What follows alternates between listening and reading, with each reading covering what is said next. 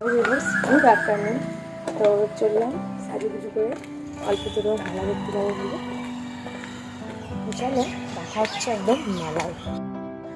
তো চলে এসেছি একদম মেলার গেটটা এবছর একটু নতুনত্ব করেছে।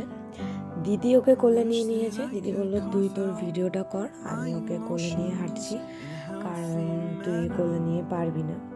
আর আমার দিদির কাছে ও ভালোই থাকে। তো ওভারঅল এই মেলাতে কিন্তু সব কিচ্ছু বসে, এভরিথিং তুমি যা চাইবে, ছোট থেকে বড় জিনিস সব। তো এত বড় মেলা ঘুরে দেখা তো সম্ভব নয়, তাই আমরা এই পার্টটা দেখলাম, সামনের পার্টটা। দিদি বলল যদি আবারও অন্য কোনো দিন আসি তাহলে ওই দিকটা দেখব। তো এই মোবাইলের দোকানটা আমার বেশ ভালো লেগেছে। আমার একটা ফোন কভার নেওয়ার ইচ্ছা ছিল, কিন্তু আমার দিদি খ্যাঁকা করলো, তাই আর নিলাম না।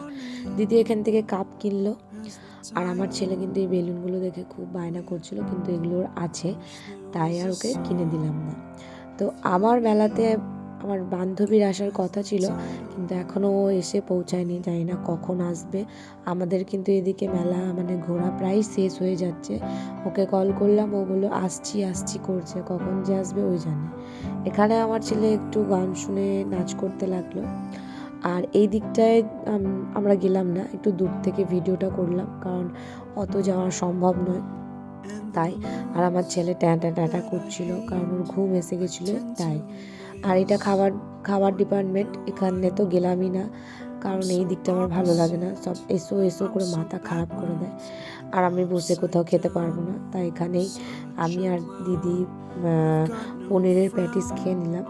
তারপর কিছুক্ষণ পরে আমার বান্ধবী এলো, তো ওর সাথে দেখা হলো, তো ওর সাথে একটু আবার ঘুরে নিলাম। এই হলো আমার বান্ধবী মল্লিকা আর ওর ছেলে বীর। তো মেলা ঘুরে একদম বাড়িতে চলে এলাম, একদম বাড়ি থেকে ভিডিওটা করলাম। আমরা বেরিয়েছিলাম প্রায় 3টের সময়, আর বাড়ি ঢুকছি 6টার সময়। আর এখানে মল্লিকা ওর সাথে একটু খেলা করছে। তো ভিডিওটা এই পর্যন্তই, কেমন লাগলো কমেন্ট করে জানাবেন।